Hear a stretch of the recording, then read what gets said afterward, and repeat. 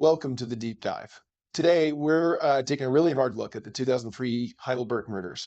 It's a case where obsession after a breakup spiraled into just unimaginable violence, claiming 4 lives. Yeah, and we've got quite a bit of source material here. Our aim is really to map out how this happened. How did domestic control escalate so horrifically? What exactly went down on October 29th, 2003? And the fallout, too. The ripple effects went on for, well, decades, didn't they? They absolutely did. And crucially, we need to examine that initial court decision. It's perplexing how this incredibly violent planned event was first called a crime of passion. It just doesn't track. Okay, before we get any deeper, just a heads up for everyone listening. This involves graphic violence, the death of a toddler, and talk about suicide. So please take care listening, right? And that initial ruling, that attempt to sort of frame it as just emotional overload, that's key here. It points to maybe a historical blind spot about how obsession and control are direct pathways to violence, not just, feelings running high. So let's start with the relationship at the center of it all. Liz Marie Minnie,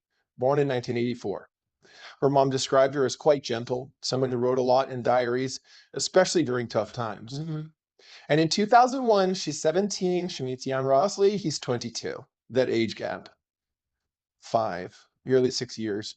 And her first relationship, the sources mention. Exactly, that's significant. Rosley was older, more experienced, and, well, the relationship turned controlling fast. We're talking jealousy, possessiveness, and then physical abuse started quite quickly. A really classic, unfortunately, pattern of coercive control. Do the sources, like her diary maybe, show how fast that happened? Was it immediate? It seems it was pretty rapid. Yeah, they actually got engaged in May 2003. But Liz Marie realized the abuse wasn't going to stop. So she ended the engagement in August 2003. Okay. And Rosley's reaction? He refused to accept it, flat out. And that's the pivot point. He went from being an abusive partner to essentially a dedicated stalker, right into the danger zone. So what did that look like? The stalking, constant calls to her house, trying to get her mother involved, trying to manipulate her. Then it escalated. Explicit death threats against Liz Marie, stalking her at work, contacting her friends, digging for information about her. It's relentless. And then Liz Marie started seeing someone new, Yako Kang. Yeah. And when Rosley found out he attempted suicide, his family intervened, got him into therapy, which sounds like maybe a positive step, but what was a false hope? Completely. The evidence later showed he was just lying to the therapist. He told her he had accepted the breakup, that he was moving on, while still stalking her, still making threats. Exactly. The behavior hadn't changed at all. He was just creating this smokescreen, a psychological one. So the threats are escalating. He's lying in therapy. Liz Marie must have been terrified. What did she do for safety? She had to take pretty extreme measures. In December 2003, she moved in with the Kang family in Heidelberg, Yaku's family, hoping for protection. And Rosalie found out he did, and then the threats expanded. He started threatening Yaku Kang directly, but Yaku didn't take it seriously enough. Tragically, no. The sources suggest Yaku thought Rosalie was just noise, annoying maybe, but that he'd eventually give up, which brings us to that Wednesday, October 29th, 2003. Yeah.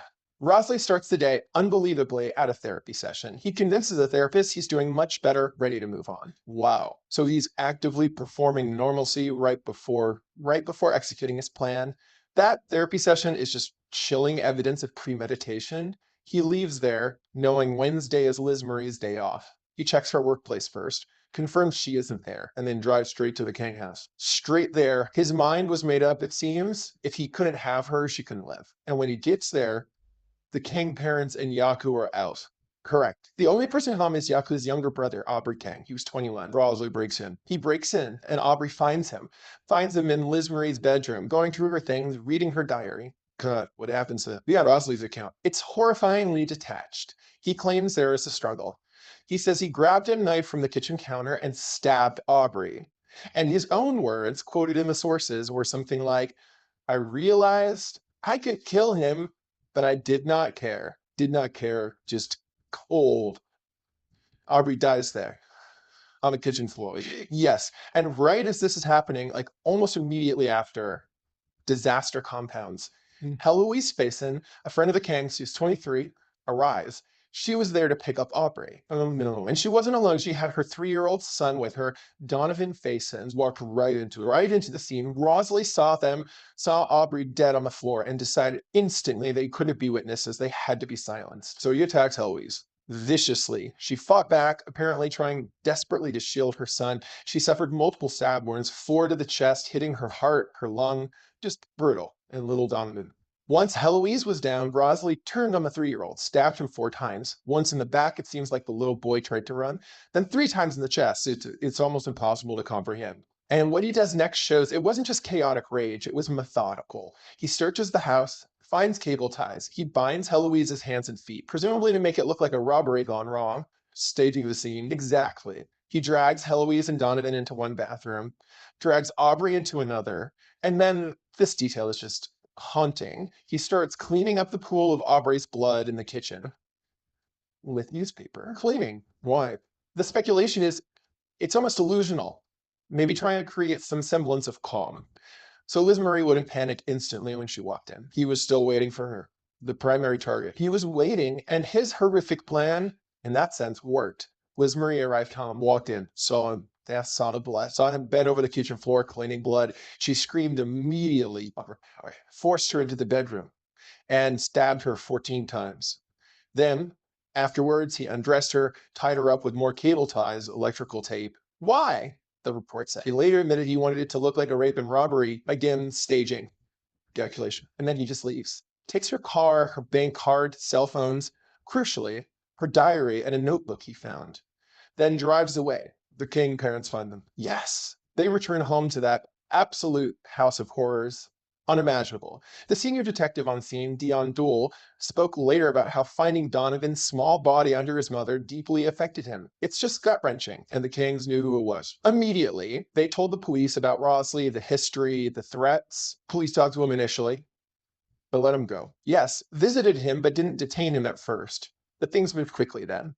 They found Liz Marie's abandoned car the next day, and her bank card had been used. A large withdrawal. So they're closing in. Where do you go? He drove to Heidelberg Hospital, to his therapist's office, armed with a knife again, wearing only shorts, had cuts on his body, possibly self-inflicted, and he talks to the therapist. He does. He admits killing Aubrey Kang, but importantly, he denies killing Liz Marie, Heloise, and Donovan, even then sticking to a partial story, which leads to a standoff. A tense hostage situation, yes. Police surrounded the office, a sniper was positioned, and that's when the journalist walked into the line of fire. Yeah, a local journalist, completely unaware, walked right towards the scene. An officer had to physically push her out of the way. Just as the sniper took the shot, hitting Rosalie in the shoulder, he was then subdued and handcuffed. Wow, so once he's caught, does he cooperate? He does, to an extent. He leads police to his parents' farm, and they find the missing pieces. Liz Marie's diary, a noose already tied to a beam in a barn, and a suicide letter. The letter basically said he couldn't live without Liz Marie, so intent laid bare. And physical evidence, overwhelming. Liz Marie's blood on his shirt, his DNA on cigarette butts at the Kang house, torn fingernails from the victims, likely from their struggles. It all tied him directly to all 4 murders. Okay, so the evidence is solid. He's fit to stand trial. Any mental health defense. He was evaluated, found fit. Diagnosed with something called adjustment disorder, which is described as an excessive reaction to stress, apparently more common in children, less so in adults, and maybe mild depression, anxiety. But nothing that impaired his judgment. Nothing legally insane. No. The finding is clear. He knew what he was doing at the time of the crimes. His judgment wasn't impaired in a legal sense, and he pleads guilty. Yes, in 2004. Pleads guilty to all 4 counts of murder. But he doesn't testify himself. Right. And this brings us to that initial sentence, the part that's just hard to fathom. It really is. The judge found Liz Marie's murder was premeditated, which seems obvious, but then classifies it as a crime of passion because Rosalie was, emotionally upset about the breakup. A crime of passion after months of stalking, breaking in, lay in. Exactly. And it gets worse. The judge ruled the other 3 murders, Aubrey, Heloise, and little Donovan, were not premeditated. How? How is that possible? He decided to kill them after killing Aubrey. As witnesses, that seems like a decision, a plan B almost. The logic is baffling. The idea that he couldn't have anticipated someone else being there or that killing witnesses wasn't premeditated once the first murder occurred. It just falls apart under scrutiny. So what was the actual sentence based on that ruling? 18 years for Liz Marie's murder. 15 years each for Aubrey, Heloise, and Donovan. Okay. But crucially, served concurrently, meaning he only had to serve the longest sentence. Total time, 18 years. 18 years for 4 murders. And eligible for parole after just 12 years. 12 years. Donovan wasn't even 4 years old. His killer could be out before Donovan would have turned 16. It was a sentence that sparked outrage, and rightly so. It felt like a complete minimization of the brutality and the calculation involved. So there was an appeal. Thankfully, yes, the state appealed the sentence. In 2006, the appeal court took a very different view. They called the initial sentence shockingly inappropriate and far too light. Okay, so they corrected it. They did. They overturned the original judgment regarding the sentences. They imposed a life sentence for Liz Marie's murder and 20 years each for the murders of Aubrey, Heloise, and Donovan. Still concurrent in effect, but life meant life, potentially. A significant correction. But the damage? The trauma for the family, unfathomable. The Kang family, understandably, could never live in that house again. They had to move, leave everything behind. And the trauma didn't just stop there, it continued to echo. You mentioned Rosley using social media from jail. Yeah, in 2011, it came out he was somehow accessing social media, posting things, even claiming he expected to be released in about 8 years because of good behavior, caused huge distress for the families. And then perhaps the most heartbreaking ripple effect, yeah, Niels Kang. Yes. In 2015, Aubrey and Yaku's father, he took his own life. He had never recovered from finding the bodies back in 2003.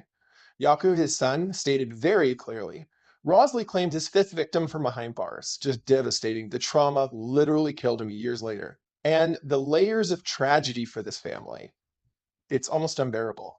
We learned actually through a listener connecting dots for the source researcher about another tragedy. What was that? In 2018, Yaku Kang's 20-year-old daughter, Abigail Mayer, she was shot and killed in a completely separate incident. An unsolved car hijacking outside her mother's home. Oh my God. So this family just faced wave after wave of violent loss. Exactly. It underscores how that one event in 2003 cast such a long, dark shadow over so many lives for so long. If you with the corrected sentence, the fight wasn't over for the families, was it? Parole. Right. Fast forward to 2020, after serving 18 years from the original conviction date, Rosley became eligible to apply for parole, which meant the families had to engage again. The victim offender dialogue. Yes, the VOD process. It's meant to be a chance for the offender to take accountability, show remorse to the victim's families. And what happened with Rosley? He completely changed his story. After pleading guilty back in 2004 to all 4 murders, in the 2020 VOD, he claimed he'd been forced to plead guilty. Coerced. Forced. After leaving them to the evidence, the diary, the suicide note, apparently. And he claimed he only murdered Aubrey Kang. He denied killing Heloise, denied killing 3-year-old Donovan, denied killing Liz Marie, the woman he obsessed over. So 0 accountability for 3 of the murders he confessed to years earlier. Precisely. And that retraction, that refusal to take responsibility, especially for the child's murder, that must have been the deciding factor for the parole board. It appears so. He was denied parole, largely because he failed to show remorse or accept accountability for the full scope of his crimes. So the families won that battle, but they know he'll be eligible again eventually. Exactly. If they face the prospect of having to fight this, to relive it, potentially multiple times in the future, it really brings into focus that idea of good behavior in prison, doesn't it? It absolutely does. Does following prison rules equate to genuine rehabilitation if the person still denies the core facts of their horrific crimes, particularly denying the murder of a toddler he pleaded guilty to? The parole board seemed to agree that it doesn't show rehabilitation at all. So looking back at this whole devastating chain of events, Liz Marie, Heloise, Donovan Aubrey, and Niels Kang, the 5th victim, claims by trauma. Even the shadow over Abigail's tragic death, it's just an immense, heartbreaking cost stemming from one person's unchecked obsession and rage. It is, and that initial sentence, framing this calculated massacre as an understandable, if extreme, reaction to a breakup, a crime of passion, that sends a chilling message, doesn't it? It really does. And maybe the final thought for you listening is this. If the justice system, even back then, could minimize the motive of someone who stalked, threatened, broke in, lay in wait, and then systematically killed 4 people, what does that say about how seriously we as a society sometimes take those crucial early warning signs, the coercive control, the jealousy, the threats, before they explode into violence? Recognizing that pattern, that escalation, it's critical. We have to see the danger before it reaches that point of no return.